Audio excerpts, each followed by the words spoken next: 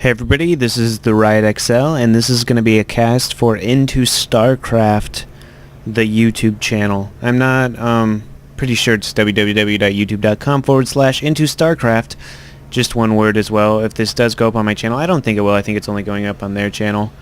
My channel is TheRiotXL, if anyone cares to look it up, but this is going to be a Zerg tutorial. I guess they needed a Zerg tutorial because they didn't have any other ones.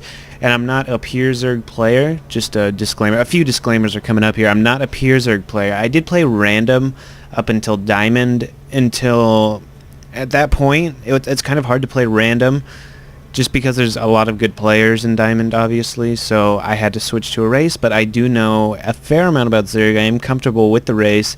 And I will be going over a couple openers and just talking about how they work, basically. So I guess I'll just say a few things about Zerg first as I try to find a decent map. I'm just going to be playing a very easy computer just to show you guys what's up.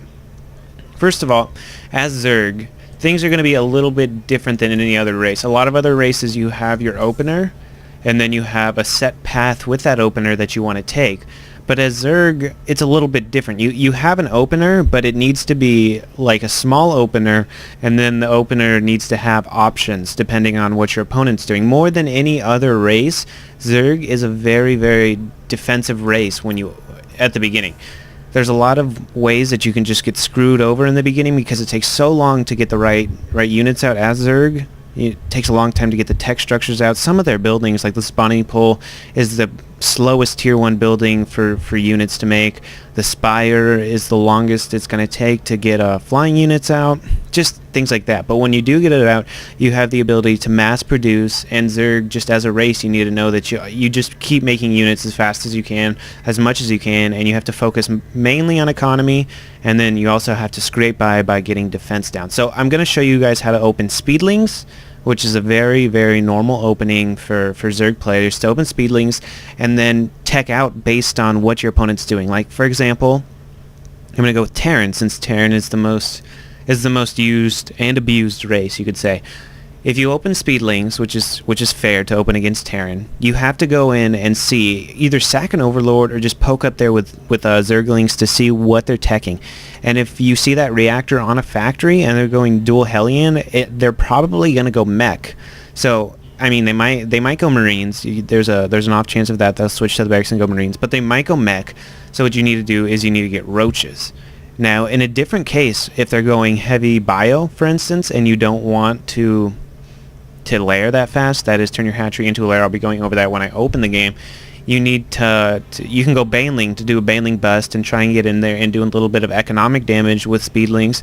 There's a way to go Baneling that isn't all in. A lot of players like to do all in Baneling. Just go for that bust, and if they can get in there and win, then thumbs up to them. But you can go Baneling and then layer and do all that fancy stuff after that. So basically, it's more of experience. If you're going to play with Zerg, you need to get a practice buddy, I think would be the best thing, and just try different builds and just see how you can adjust to their build properly. So just biggest thing for Zerg is playing defensive and knowing how to adjust in what's the game, bigger than any other race. Terran is basically the race that leads. I mean, if you're playing Terran, you just need to react to what Terran's doing. I mean, Terran can do whatever the hell they want to your Banelings. They could go Marauder Marine to your Banelings and they could still pull it off. So, just make sure when you're playing Terran, you know that you're reacting to the Terran race. I'm not going to go over scouting in this video, as this is just an intro video, and there's nothing. I'm not going to go over anything too in depth as well, just a couple openers. Maybe I'll just go over this one and talk about the different units as they come up.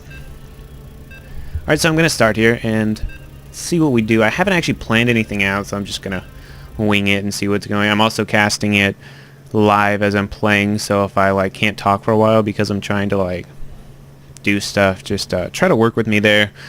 I'm not the best at multitasking because I'm just not the best at multitasking. It's life. God dealt me a terrible hand. I can't play Starcraft and talk at the same time. It's very depressing to me.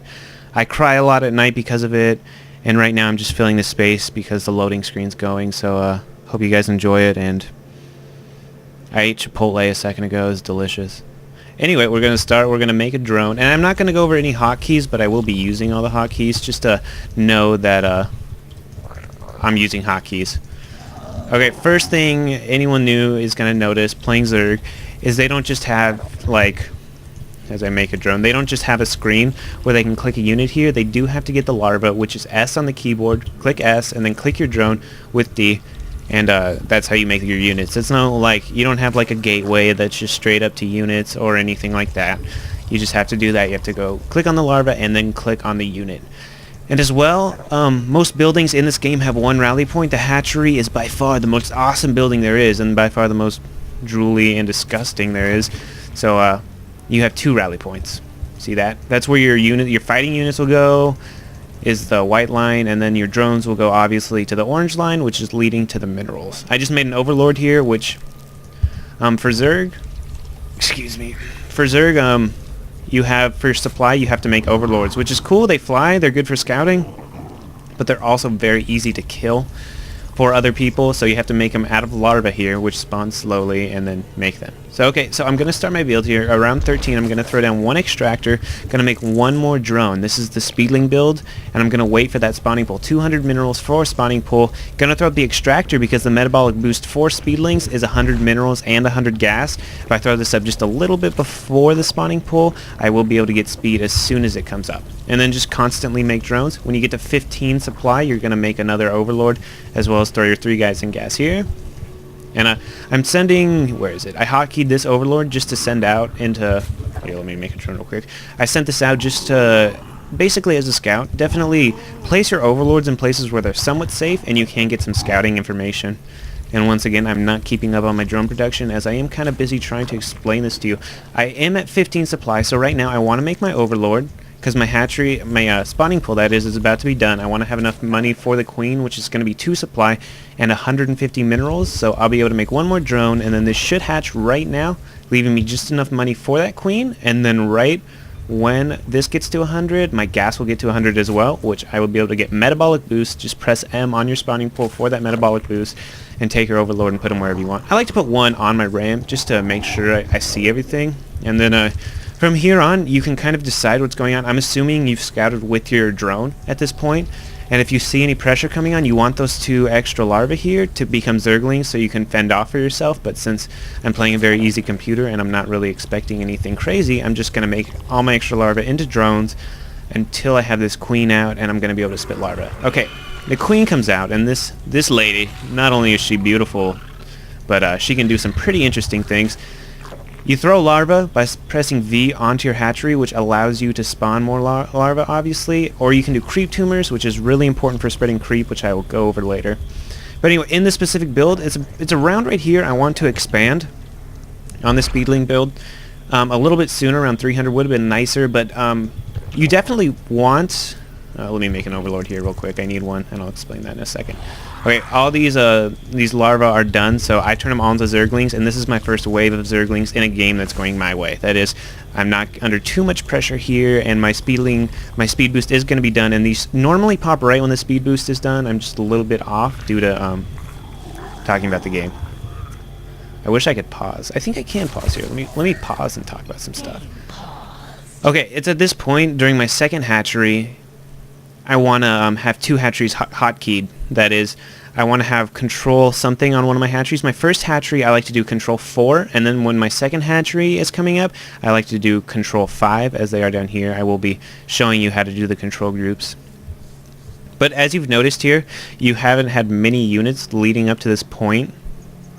And that's because, as Zerg, you have to definitely choose. You have to be really certain you know when to make units and when to make drones. Zerg players fall into this situation so often where they have too many drones and not enough units.